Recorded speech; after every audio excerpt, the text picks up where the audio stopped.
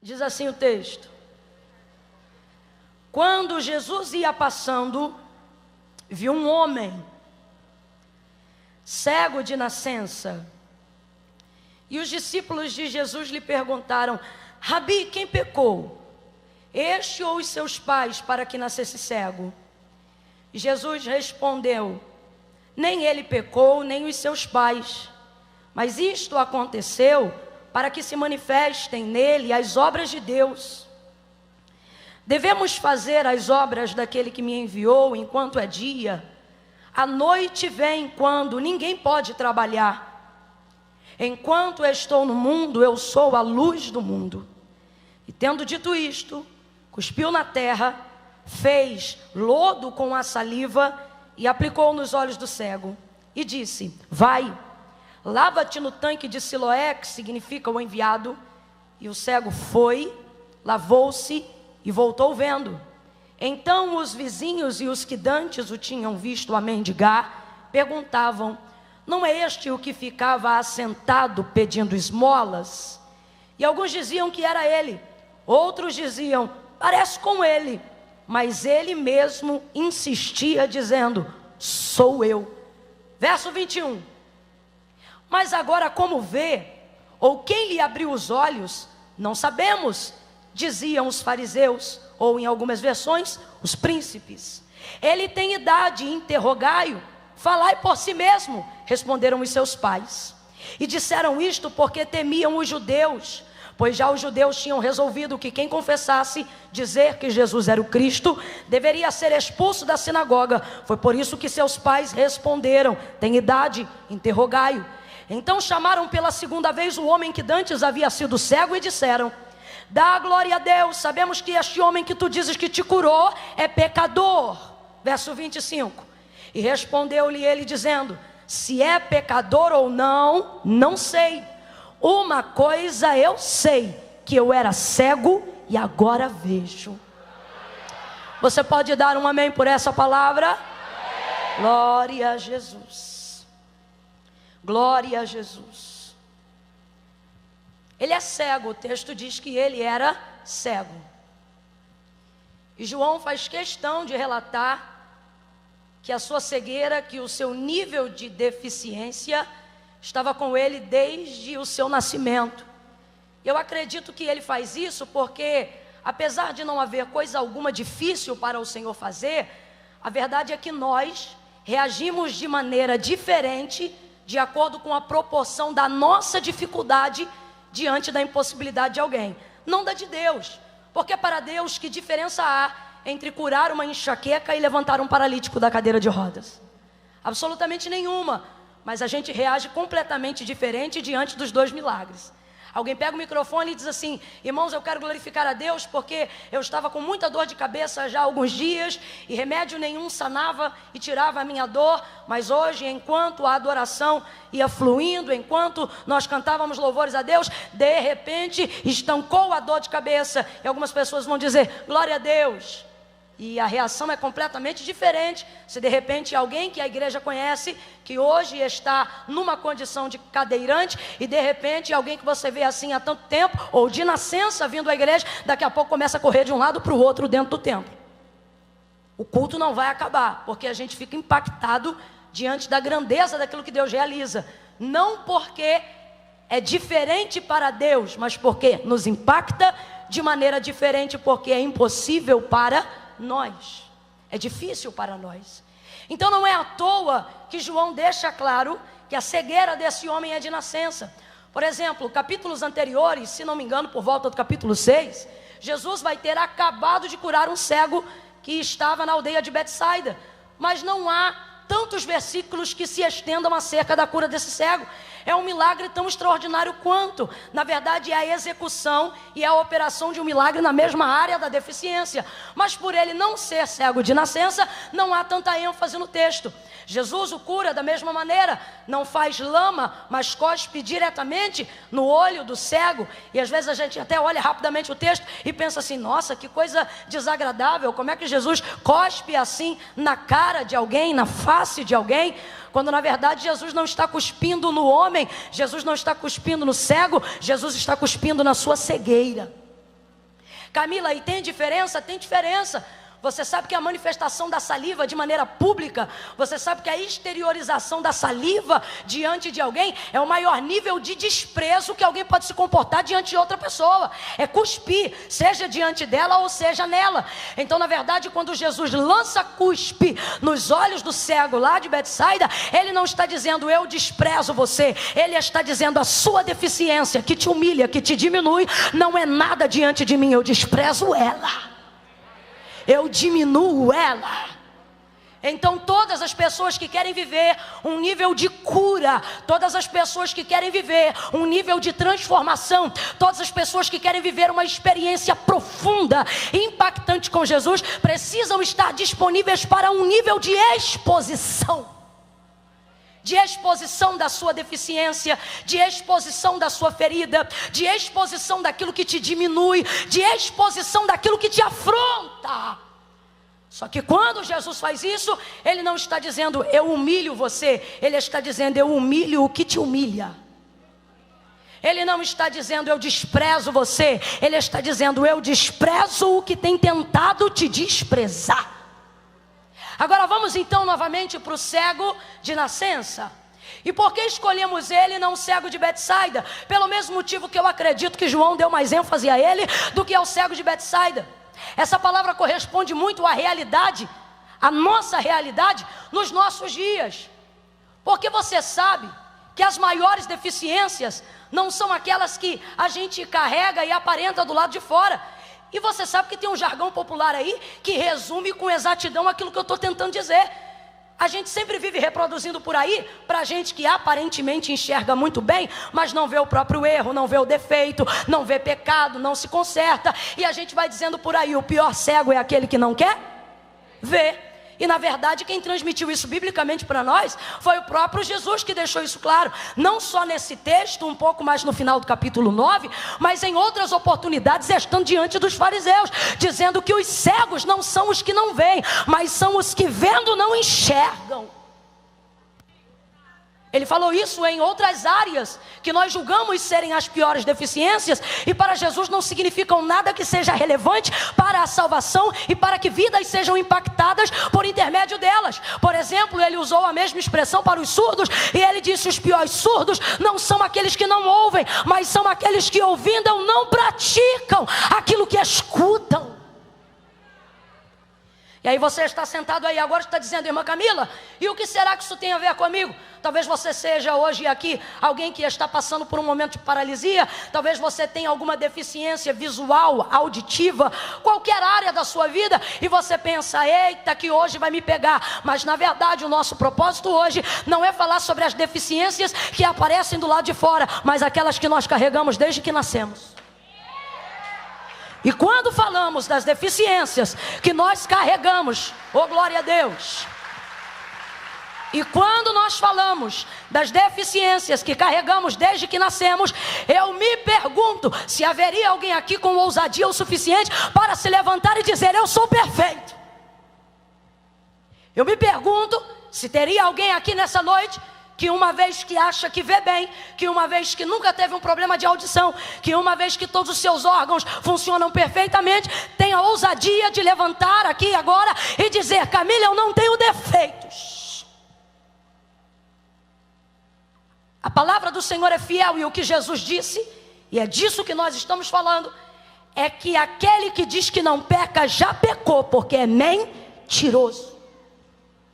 Todos pecaram e destituídos foram da glória de Deus. Camila, mas eu não me lembro. Se você não lembra do pecado que você cometeu, pode se lembrar do pecado que Adão introduziu você. Camila, eu não vou fazer isso porque eu não quero me martirizar. Nem eu quero que você se martirize, mas eu quero que você passe a valorizar a graça que está sobre a sua vida. Paulo vai escrever a carta aos Romanos e vai tipificar com maturidade o que a gente está tentando expressar aqui nessa noite. Ele vai dizer: olha, o querer bem está em mim, e eu projeto fazer aquilo que é bom. Ele está dizendo: eu me organizo para fazer aquilo que é certo. Eu trabalho na minha mente para conseguir executar aquilo que é bom, aquilo que é agradável, aquilo que glorifica a Deus. Vou trocar para miúdos. Paulo está dizendo: eu programo o jejum na segunda-feira. Eu programo fazer um voto na terça-feira. Eu tento pagar as promessas que eu tenho colocado diante de Deus. Mas ocorre que quando eu vou executar, escuta isso, o bem que eu estou planejando, me deparo com uma outra lei, a lei do pecado, que opera fortemente nos meus membros. Ele está dizendo, ele está enraizada na minha carne.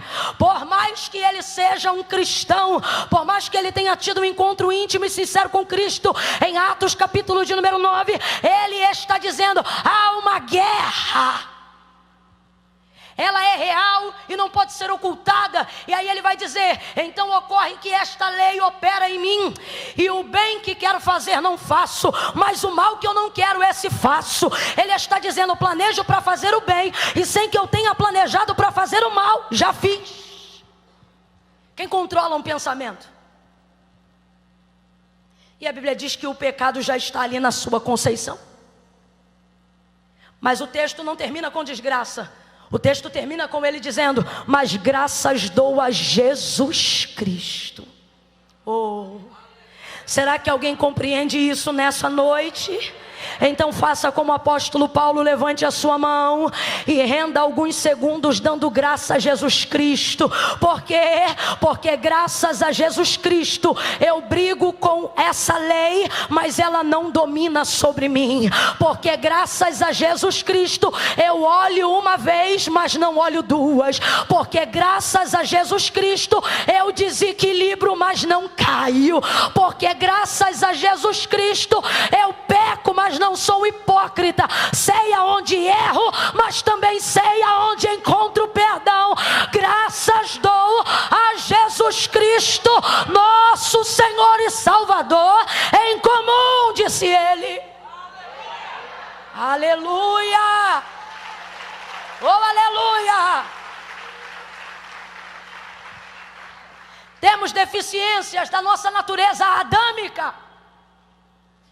Temos deficiências do nosso eu interior.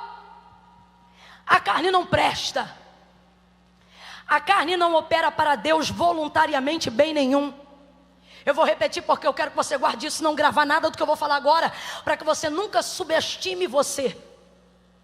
A carne não opera para Deus voluntariamente bem algum. O que conseguimos executar em nosso corpo para a glória de Deus e no nosso estado de pureza para a glória de Deus é feito por convencimento e obra do Espírito Santo.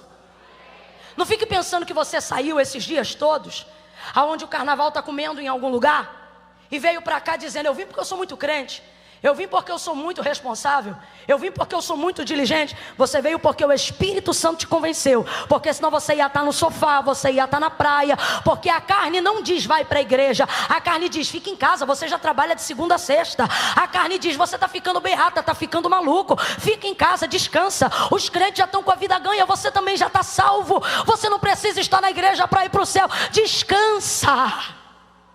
A carne só milita em prol dela mesma.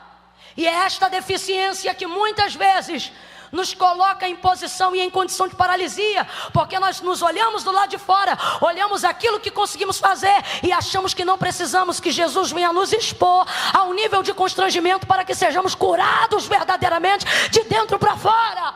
Agora veja o texto e veja como Jesus lida com as nossas deficiências. E passando Jesus, e eu gosto mais da narrativa de João para falar desse cego do que de qualquer outro evangelista. Por quê? Porque João sempre usa a conjugação do verbo no gerúndio. E o que é o verbo no gerúndio? O verbo continuativo. João nunca diz e passou Jesus. Ele está contando algo que aconteceu no passado. Completa aí para mim, por favor, para eu saber que você está me acompanhando. Ele sabe que essa história está sendo contada no... Vem, gente, preguicinha do cão vai saindo em nome de Jesus. Esta história está sendo contada no...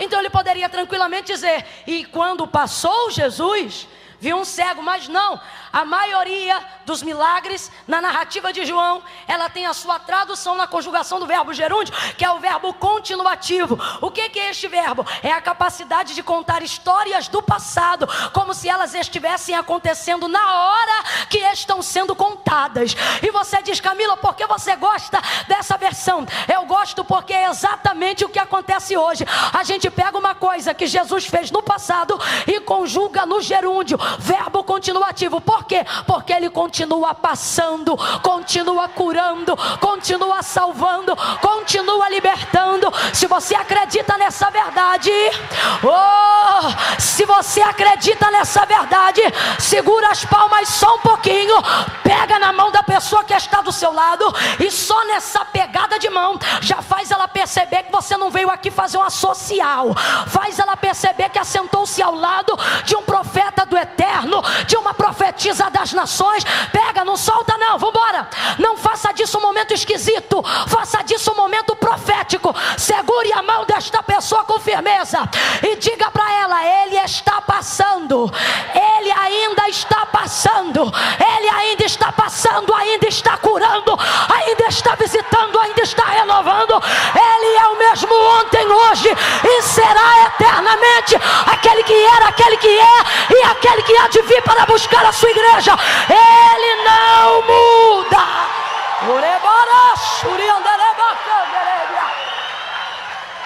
Então nós precisamos entender que as deficiências que não eram absolutamente nada para Jesus, nos dias que estes milagres estavam sendo escritos e compartilhados, elas continuam não sendo absolutamente nada. Sabe qual é o nosso problema? A gente olha para as nossas deficiências e, por nos constranger, e eu vou falar rasgado porque eu quero que todo mundo entenda de que tipo de deficiência nós estamos falando. Qual é a maior deficiência do homem que o impossibilita de viver uma vida plena com Deus? Pecado. E quando nós olhamos para essas deficiências, começamos a desenvolver o seguinte raciocínio: eu não posso me aproximar de Deus porque eu sou pecador, porque eu sou deficiente. Não posso porque eu não consigo largar a pornografia. Não posso porque eu não consigo largar o vício da masturbação. Não posso porque eu não consigo parar de fazer sexo fora do casamento com a minha namorada. Não posso porque hoje eu estou com um pé na igreja e estou com outro pé fora da igreja. Camila, eu não consigo ser crente. Você não consegue ser ímpio, porque se você conseguisse, você ficava com os dois pés lá fora. Se você bota um lá e outro cá, é porque você tem saudade da casa e sabe quem te chamou. Mas escute aí, vai ouvindo. Vai ouvindo. Nós vamos fazer assim, ó, eu vou dar um tempo. Quando eu der um tempo, aí vocês aplaudem. Enquanto eu não der esse tempo, não aplaude não. Reage com glória a Deus e aleluia. Camila, é nosso jeito de reagir. Eu sei, mas é porque eu quero falar um monte de coisa.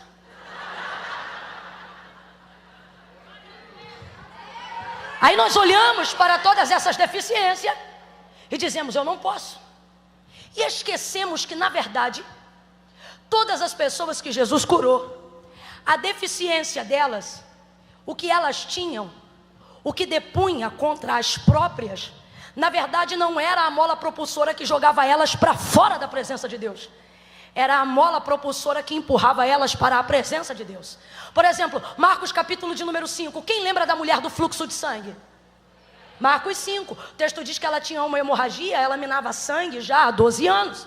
E dentro da cultura judaizante, sobretudo da herança levítica da ordem de Moisés, toda pessoa que estivesse na condição dela, ou seja, uma enfermidade ligada ao sangue, era tomada como uma pessoa imunda. Eu disse suja ou imunda? Suja ou imunda? Camila, tem diferença? Tem diferença. De vez em quando você pega uma roupa que você já usou de novo, tá limpa? Não, tá suja, mas você se faz desentendido e usa. Às vezes está até com um borrão aqui, só que não deu tempo, está na correria, está no Jeep. Aí você chega na igreja e a pessoa diz: menina, sujou aqui. Aí você: mesmo? Por quê? O que isso significa? Significa que o que é sujo não é bom, o que é sujo não é confortável, mas ainda assim é tolerável, de acordo com a necessidade de alguém. Por exemplo, se você estiver muito apertado para ir no banheiro e estiver numa estrada: Camila, estou muito apertado. A gente vai parar em qualquer banheiro que encontrar pelo caminho. Mas dependendo da condição do banheiro, você tem que decidir: ou pegar um vírus ou fazer a sua necessidade. E aí você entende que não vai dar. Aí você entra com um pé e sai com o outro. Aí alguém olha para você e diz: ué, não usou o banheiro não? Aí você não diz assim: não, está sujo. Você diz: não deu porque estava. O que significa imundícia? Imundícia significa aquilo que não pode ser tolerado. A condição dela, segundo a lei, não é a condição de quem está suja, é a condição de quem está imunda. Significa que ela não podia ser tolerada. Então ela desenvolve um conceito na sua mentalidade: se eu tão somente tocar na orla das suas vestes, serei curada. Se eu tão somente tocar na orla das suas vestes, eu serei curada.